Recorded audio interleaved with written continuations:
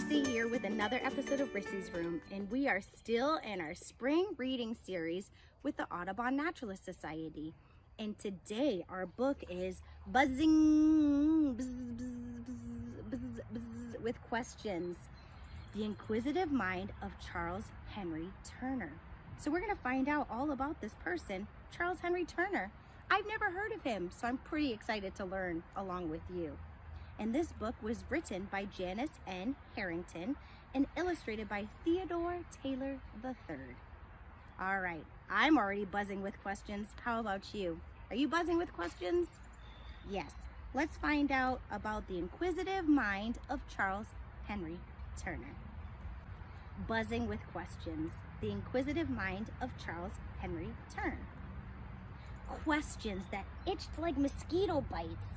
Questions that tickle like spider webs. Questions you just couldn't shoo away. Questions hopped through Charles Henry Turner's mind like grasshoppers. His brain buzzed with questions about plants and animals and bugs. His parents' home swarmed with books, but never enough books to answer all his questions. Charles Henry Turner asked so many questions that his teacher urged him to go find out. And Charles did.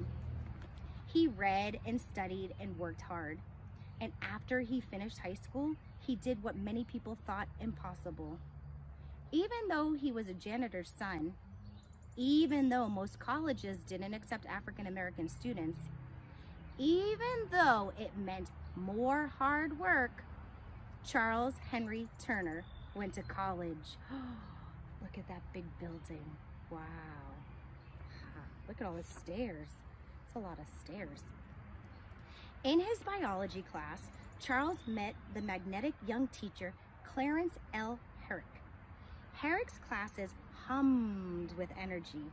Students chatting, students examining the organs of small animals, and students staring one-eyed through microscopes. One eye. Show me one eye. There we go. On Friday afternoons, Herrick invited students to his laboratory for spirited talks about biology.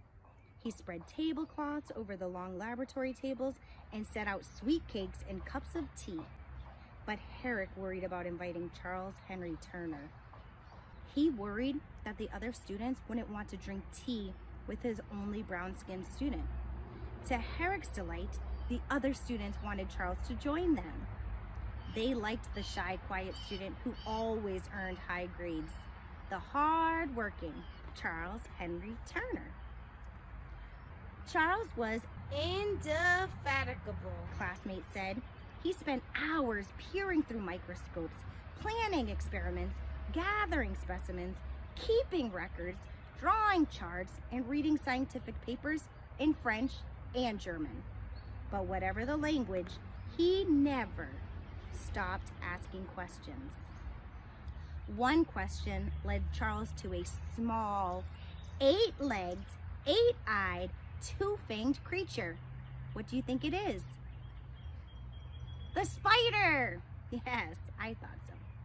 Charles wanted to know if spiders could learn or if they were only weaving machines that made the same web over and over. Charles searched for spider webs. He trudged through meadows, inspected stone walls, and scouted the sides of railroad tracks. He toppled wood piles, lingered over logs, and peeked into dusty corners. Charles found webs, lots of them. He even spotted double webs that looked, he wrote, as if the spider were trying to fish with 2 lines instead of 1. All kinds of spiders and all kinds of webs caught Charles's attention, even a web between a windowsill and a wall. What would the spider do, Charles wondered, if he swept away its web? With a broom, Charles brushed away the web. Not knowing it was part of a science experiment, the unsuspecting spider built its web. Sweep away, rebuild, sweep away, rebuild. After losing its web for the 5th time, the spider gave up and wove a new home beneath the windowsill. But Charles didn't give up. He repeated his experiment with an ocnarium, a spider jar. He filled the bottom of the jar with sand and pushed a post into the sand. Then he added a spider. He slipped a paper triangle into the jar and watched the spider. Later, he removed the paper triangle, replaced it with an L-shaped tube, and watched again. With each change, the spider rewove and reshaped its web. Charles concluded that instinct told spiders to make their webs, but that each spider wove a web just right for its home. Charles called this intelligent action. Spiders were not just weaving machines. The indefatigable scientist then wondered about even smaller animals. In scummy ponds and weedy ditches, he searched for tiny crustaceans. He found sea shrimp, water fleas, and wheel animals. Through his microscope, he admired their small bodies. They were beautiful and translucent, and some looked like a nest of test tubes. Charles even discovered a new crustacean and named it Cyprus herrickii, after his friend and teacher, Clarence L. Herrick. But Charles couldn't, wouldn't stop asking questions. At 39, he returned to school. He wanted to learn. He wanted to ask big questions about another small creature, the ant. Charles wondered how ants found their way home. Did ants have a hidden power in their brains that pulled them to their nests? Did the sun guide them? Did they follow a trail of smells? Searching for answers over the next 5 years, the indefatigable scientist studied acrobat ants, not bants, big-headed ants. I didn't even know there were big-headed ants. False honey ants and odorous house ants, all kinds of ants. To tell one ant from another, Charles marked their abdomens with watercolors. He built an obstacle course with cardboard stages, cardboard rooms, and cardboard ramps. Ants crawled over the stages. Ants scurried over the ramps. Ants tapped the cardboard with their antennas. Ants searched for their nests, but Charles didn't help them. Nope. Instead, he moved the ramps to unexpected places. He angled ramps up and slanted them down. He painted ramps different colors. He shifted the light in the direction of the light. He smeared stinky oils over the cardboard paths. He caused his ants trouble. But by watching ants find new ways to reach their nests, Charles learned how they solved problems. Charles drew a map with squiggly lines and arrows to show the wandering path of a lost ant. A French scientist called the wandering tournolement de Turner, or Turner's circling, in honor of Charles Henry Turner, the scientist who taught us that ants were not mindless robots. Each ant used sight, eyes, sound, your ears, touch, your hands or your feet or your skin, smell with your nose, the movement of its body, and sunlight to find its way home. Like the ants, Charles now searched for a new home. He found work as a biology teacher at the first African-American high school west of the Mississippi, Sumner High School in St. Louis. Excited by their new teacher, students filled their lab books with notes about his class. One student wrote that Charles set out dishes of jam for bees at breakfast, lunch, and dinner. The bees circled and buzzed at each meal. But then, when Charles set out jam only at breakfast, the bees still invited themselves to lunch and dinner. Surprised, the students learned that even bees sense time. Oh my goodness, I didn't know bees told time. How cool is that? Questions kept circling and buzzing in Charles's mind. In a St. Louis park, the scientists placed red cardboard circles in a patch of clover that swarmed with bees. He coated the circles with honey, and then he waited. The bees weren't interested in the circles. They weren't even drawn to the smell of honey. But good scientists are patient, so Charles tried again. He caught bees in a bottle and toppled them over the honey. At first, the bees buzzed away, but eventually they settled on the cardboard to enjoy a sip of honey. Once the bees learned that the red circles carried honey, Charles replaced the red circles with honey-filled blue circles. The bees ignored them. Whether he used circles or cones or boxes or added new colors, the bees kept flying to the color red, even when another color held lots of honey. In 32 different experiments, no matter how Charles tried to trick them, the bees chose the color red. Charles Henry Turner was the first biologist to prove scientifically that bees could see color. What? All these things. Bees can see colors? Oh my goodness. What else? Bees can tell time. Bees can sense colors. Can you tell time? Yes. Can you tell colors? My chair is red. Do you think bees would like to sit on my chair? Maybe. Bees, giant water bugs, whirligig beetles, dragonfly nymphs, water striders, paper wasps, hornets, or tent caterpillars. Charles studied them all. He taught cockroaches to find their way through a maze, proving that they could learn. Oh my goodness. Could you put cockroaches in a maze? Maybe. Go try it if you find some. He triggered moths to beat their wings whenever they heard a whistle, just like Pavlov, a Russian scientist who trained dogs to drool whenever they heard a bell. He frightened doodlebugs, antlions, which made them lie still.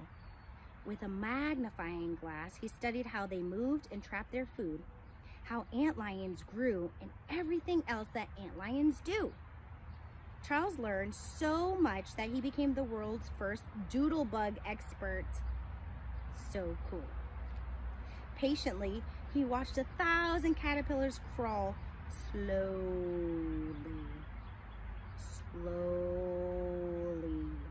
up a vertical maze, learning slowly, that caterpillars find their way by trial and error. Charles Henry Turner was indefatigable. His mazes, spider jars, paper circles, and cardboard stages toppled old ideas about insects. He never stopped inventing new ways to study the smallest creatures, searching for new ideas or asking new questions. Questions that itched like mosquito bites. Ooh, pretend you got bit by mosquitoes. Ah, questions that tickled like spider webs. So ticklish. Questions that only a good experiment could shoo away.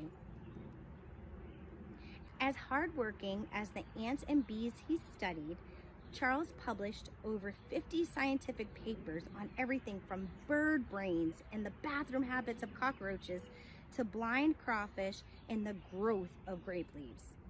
He was a pioneer scientist of animal behavior, an internationally admired entomologist, and one of the leading African American scientists of his time. But even though he was a respected scientist, Charles faced racial prejudice. He lived in the South, where African Americans had to attend separate schools and where they could rarely vote. He lived in St. Louis during the terrible East St. Louis riot, when hateful mobs killed more than 100 African Americans and burned their neighborhoods.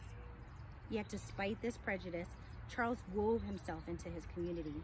He raised money for poor families and led a settlement house that sold lunches to hungry children for only a penny. He worked with white and black people to make St. Louis a better place for everybody. Biology, the study of plants and animals, gave Charles hope. He wrote that biology could help people see the connections among all living things. Biology taught us to think less about ourselves and more about others. Charles Henry Turner, the boy who never stopped asking questions, grew into the tireless reader who owned 1,000 books. He was the good friend always willing to help other scientists by offering ideas, helping with research, or sharing his equipment. If my micro camera proves a success, I shall be glad for you to use it whenever you desire. Charles Henry Turner, the boy who never stopped asking questions, grew into the determined biologist who would stay up all night to watch a spider, or spend all day observing wasps beside a railroad track. I shall take my camera along and get a few photographs. His curiosity danced from experiment to experiment.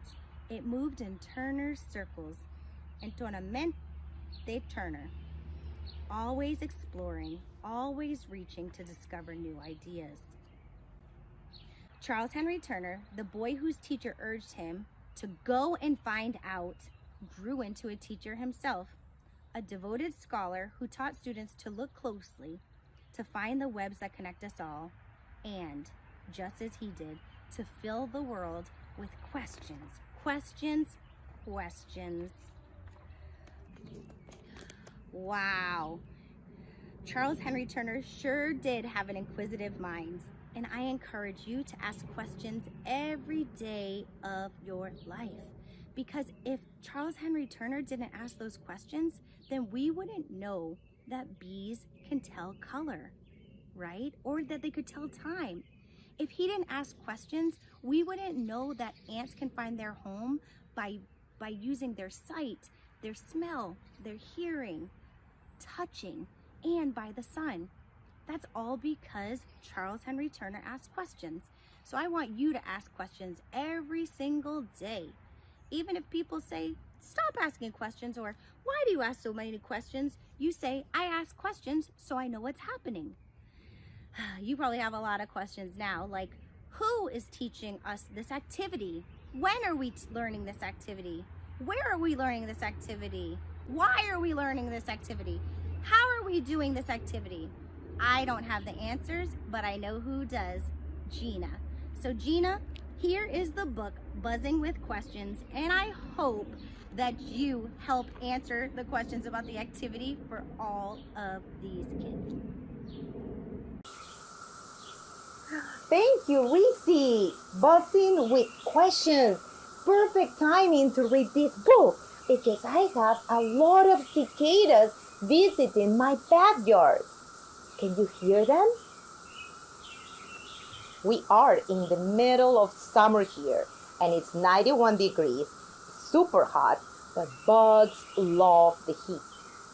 Why are we talking so much about bugs? Well, Dr. Turner loved bugs as well, and his amazing research has helped us so much to understand the life of bugs now, how they behave and why they do things the way they do. What kinds of animals did Charles Turner enjoy studying? He was fascinated by invertebrates. What are invertebrates? Let me show you one here. This is a cicada, and it's an invertebrate. Invertebrates are animals that don't have a backbone. You have a backbone. If you touch the middle of your back, you can even feel it.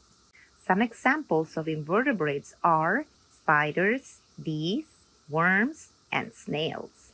What did Charles Turner find out about ants?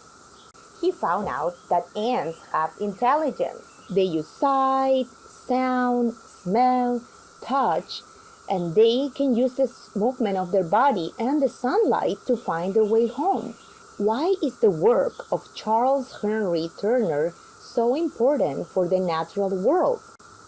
Dr. Turner helped us think differently about the world of bugs. Before his work, people thought animals were programmed to behave one way, but Dr. Turner, through his innovative experiments, found out bees and other bugs can remember things, learn, and change their behavior. What do you wonder about bugs?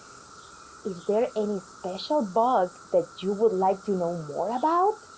I found Dr. Turner's experiment on spiders and how they make their webs very interesting. So how about we make spider webs for our activity today? You will need a paper plate, a pair of scissors, and yarn of any color.